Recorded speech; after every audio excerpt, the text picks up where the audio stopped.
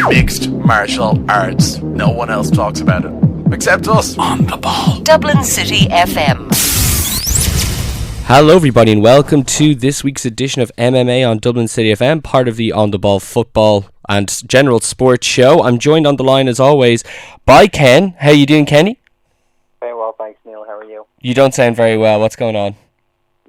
No, I'm fine. I've got my baby just got to sleep, so we're trying to keep the noise low here. Okay, very good. Well, you just talk loud and proud into the phone and cover your ears with some stuffed animals. We're also joined in studio by Chris. How you doing, Chris? I'm delighted you mentioned me. I thought you were going to forget me again. No. Having words not 2 minutes ago. You know, it's kind of hard when you've got a man flailing his arms as if he's just been set on fire and right in front of me. But anyway, we're here to talk about mixed martial arts, which for the next 20 minutes or so.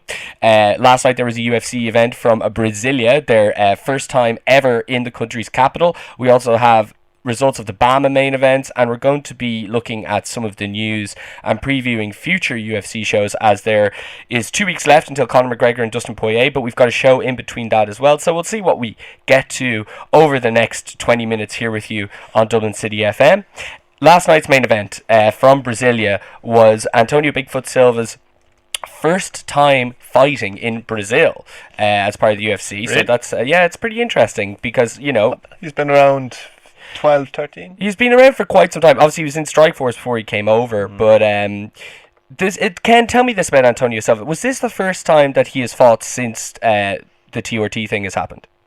Yeah, it was the first time he's fought in 9 months. He was suspended in the interim because his testosterone levels were high anyway. So, but then the TRT ban came in February this year, so he was off it, which for somebody who has acromegaly, which is jaundism basically, needs testosterone, and he really looked bad here. And I think that I don't say it could be curtains for his career, but you know, we've seen what's happened to guys like Alistair Overeem when they're forced to get off testosterone. And I dare say that Vitor Belfort could be in for a shock in December when he meets Chris Weidman. Yeah, very true. I guess we can talk about the morality of it.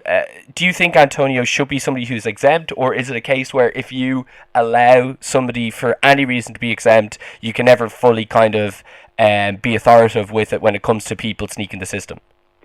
Well, it comes back to that thing of fighting is a privilege, not a right, and somebody who needs testosterone to live, you know, maybe they shouldn't be fighting in the first place. So, that said, you know, I mean, this guy's quality of life will suffer because he's not allowed to take testosterone. So,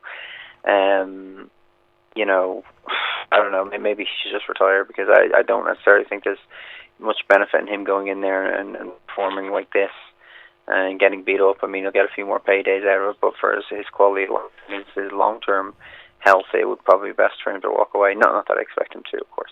What I found interesting about Silva was his appearance. Usually when people go off TRT or come back from a suspension, there's usually somewhat of a difference, sometimes drastic, when it comes to their physique and their general presence. Antonio Silva certainly looked like, and we'll talk about the fight momentarily, looked like he had lost any kind of killer instinct, for maybe perhaps lack of a better phrase. But his physical appearance hasn't changed that much. Now then again, this obviously could easily fit into the idea of this is just a supplement that he needs rather than something he's using to gain mass like perhaps other people are. Yeah, exactly.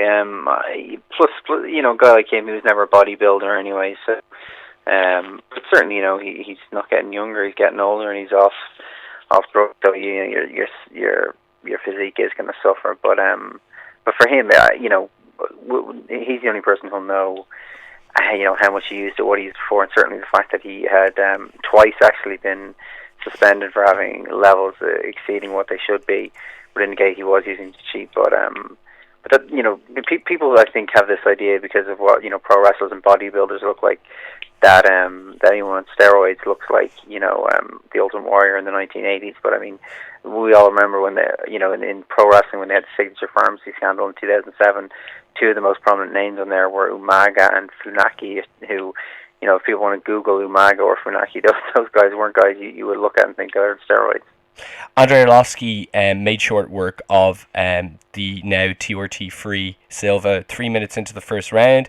They were kind of Silva really didn't have anything for him in the first 3 minutes itself. Arlovski kind of just did a little bit of a flurry, combination punches, caught him with a right on the chin. Silva went straight down, and then Arlovski in basically something that looked like a very vintage Andrei Arlovski move, started double fisting like a caveman who just hammer couldn't, fisting. couldn't. Yes, it's very suspicious. It was a bit suspect, yeah. Started a hammer fisting. Antonio, Such graphic pictures you paint. Indeed, I do. But this was hilarious. It was like a caveman who just didn't get his game that day. You know, one fist was landing on the chest, while the other was landing on the head, just slamming down It was quite funny, yeah. in a Hulk style.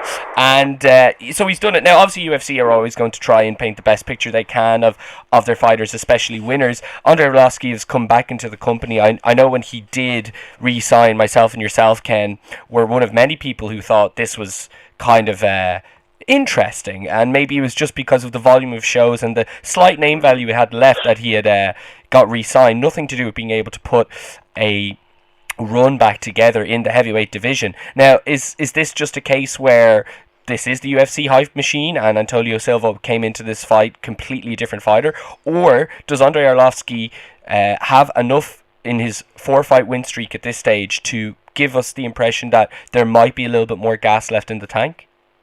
I don't necessarily think so. I think if you look at Bigfoot Silva in his last few years, his two big wins were the Travis Brown fight and the Alistair Overeem fight, and that's what got him to a championship match.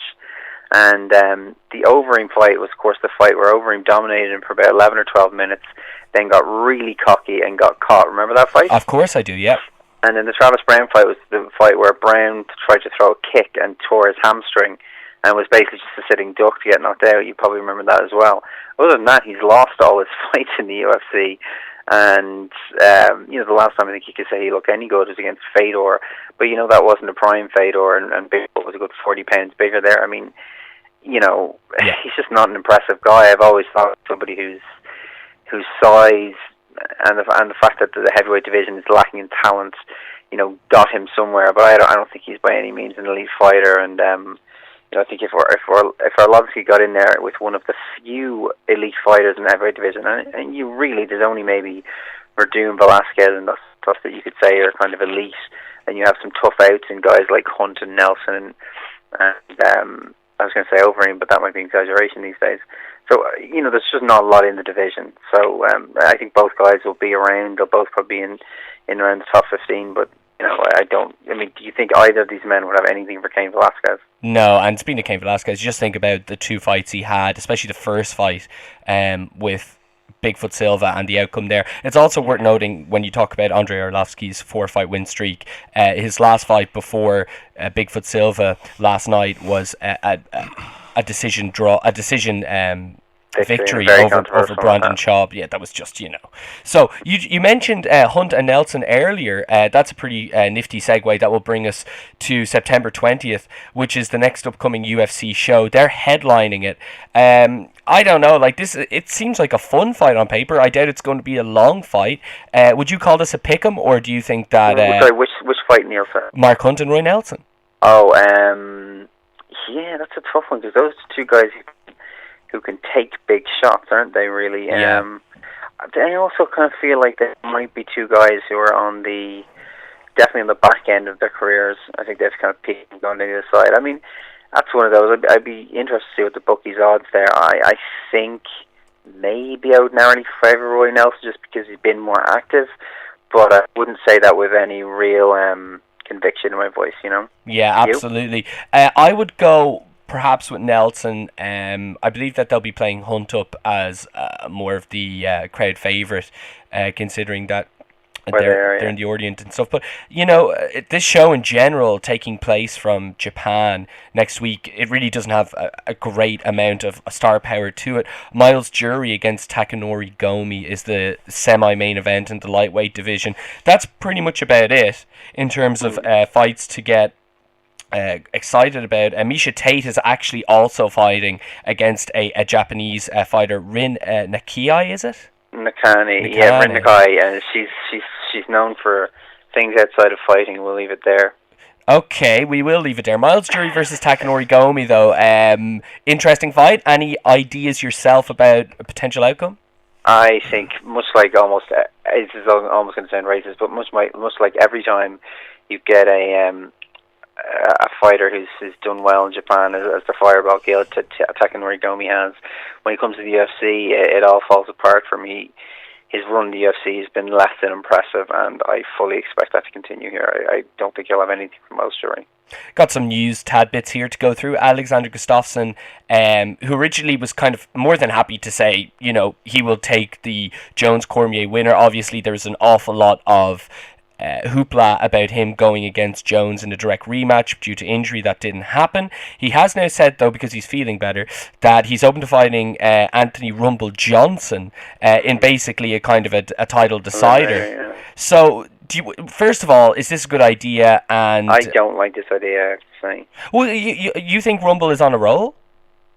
Yeah, Rumble, he's got good wrestling and he's got good striking, and wrestling has been historically Gustafsson's Achilles heel. Now, granted, Jones didn't wrestle, but it's kind of well documented that John Jones has been living the high life and really didn't take that fight seriously. And I just think an in shape and motivated Anthony Johnson can probably have a speed edge in the wrestling. And he probably doesn't have the technique standing that Gustafsson was, but he's got good technique and he has power. So I think that if it was to remain a standing fight, I could see Gustafsson probably taking the decision. But all it takes is a close round, which maybe Johnson takes a decision, takes on the scorecards, and maybe a round where Johnson gets a takedown, sort of 90 seconds into the round, and holds him there for 3 minutes, and all of a sudden, over 3 rounds, you've got Johnson number one contender, and I just don't think Johnson would have anything for Jones, whereas I think Gustafsson, as a fight, it's intriguing, but also it's something you could sell. If Rumble Johnson was to have an opportunity against John Jones or Daniel Cormier, whoever was to come in as champion down the line, or to be champion down the line, could you see him causing problems for either one of those? I just don't really think so. I could see Gustafsson causing problems though, and yeah, that's I would. I'd be interested to see if Dana puts this fight together. Like, realistically, it looks like he's going to. Dana's been pushing for it, so is that right? So that will take place. Dana wanted Gustafsson to fight. Gustafsson wanted to sit out, but could you see that happening in February? It would make a lot of sense to do on the same show. Yeah. Okay, on the same show, that actually would be. That show needs it as well. Yeah. That wouldn't be bad. Then there's also the Diaz situation, which is, we may be looking for a main event for the Super Bowl weekend show. And that could be the winner of those two matches, respectively. Yeah. Halftime Super Bowl show. As this is the Super Bowl weekend. They're WrestleMania, and that would be nice to have a main event that far out announced, wouldn't it?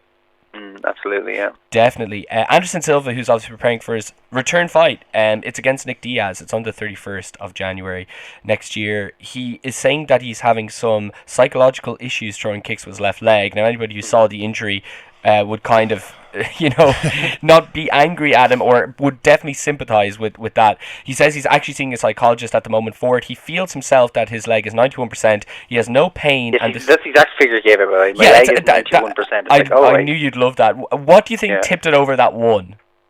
The psychologist. Probably at 19, he feels like he's nudged 1 out of 10 now. He says, though, that physically his left leg has no pain, feels very strong, 91% as before. It's probably because it's just basically a metal rod now, Do you think that if he does go in to the cage with any kind of hesitancy about throwing kicks or consciousness about the leg, that if Nick Diaz tries to target it in any way, he's as good as done? No, I don't think Nick Diaz is a boxer. Diaz that's it, isn't it? Yeah, but also I really feel like at this point I don't think this fight's going to happen. Is that right? Yeah, I don't think so with the Nick Diaz situation. I just think it just looks like it's falling apart, doesn't it? Really. Okay, explain to everybody where we're at with this. Nick Diaz was arrested on a DUI in the past week, and additionally he's been charged with essentially resisting arrest, and then they brought him to the police station and they wanted to take a breathalyzer, and he made himself sick, so he vomited whatever was system up. So they're charging with perverting the course of justice because obviously he was trying to get rid of the alcohol that was in his system. Nick Diaz, Biggie Nick Diaz, but then it's also right that he was done for DUI about 9 months ago as well, which never made the public. But with those 2 charges hanging over his head and the various different associated charges, it's usually sort of 60-40 at the very best that Nick Diaz will fight anyway. But with all this, it's hard for me to imagine that he won't flame out or that the UFC will say, look, we can't really do this. Now, what I find very interesting is why have the UFC already not come out and maybe kind of poo-pooed the fight at this stage? Well, it's not really going to get Have worse. they anyone to replace him? Would they have anyone in mind straight away? There's no on that level, no. There's no for Anderson, no. So, super fight, no. Why do you think UFC haven't, at this stage, kind of maybe made a decision on this? They've just made a statement sort of saying that, the facts are still being gathered and we'll see what happens. But, I mean, the UFC's in a strange situation. The fact that they took back Thiago Silva, yeah, I could see them not cutting Nick at all, particularly given he's such a star. But at the same time, Nick has a track record, and doesn't there have to be a straw that breaks the camel's back? One would think so, Ken. If it does come to fruition that the fight doesn't take place, what do you do next with Anderson, and when do you do it? Maybe I call George St. Pierre and I beg him. Well, I was hoping you'd say that. Is there any chance? He's talked about how he will come back when the drug testing is in place, which it appears it will be soon. I don't think it'll be back in February, but maybe if they delayed that a few months, maybe do it Labor Day weekend next year. Sorry, I'm just looking on the George St. Pierre thing. Dana White, he offered him a title shot if he was to return, so surely that could tempt him out one more title shot. I think he knows he'll get that. I think he'd be more interested. Well, I don't know that a straightaway title shot would be the best thing for him, particularly with Johnny Hendricks. I think that's a bad matchup for him. He's sharpen his skills a little bit first. Yeah, no, I would definitely agree on that, Ken. Just real quickly, Paul Daly defeated Marinho Moreira last night in the main event of BAMMA. Always nice when your biggest star wins in the main event. The next BAMMA is taking place, I believe, in is it March? I don't know. It might be at the start of next year. So finally, in some lighter news before we let Ken go and get back to the lads in studio, Randy Couture was announced this week as a contestant for the new American series of Dancing with the Stars. How do you think he'll do? Well, he's been begging to do that for years, apparently, because he feels like he get. You heard about that now? He's been lobbying to be a part of Dancing with the Stars. He's been lobbying for years. He feels like he could. The tough man. Persona it kind of does, but I guess as he's trained boxing, he'd have good footwork. It's great exposure for somebody who is trying to make a movie career. He could expose sort of other sides of his personality to the world. Not because he's dancing, but because there's a lot of character profiling that goes on a show like that. So he's wanted to do it for a number of years, and who knows? Maybe he'll win the whole thing. Well, we'll keep you updated on that as best we can. Thank you for joining us on the line, Ken, as always. Thank you for your contributions as well, Chris. Myself and Vital Ken, as always. Myself and Ken, of course, have our mixed martial arts segments archived on thisaintfake.com. You can also get our weekly pro wrestling podcast on the same website. We'll be back with more MMA next week around 4 o'clock here on 102.3 FM. On the ball. Dublin City FM.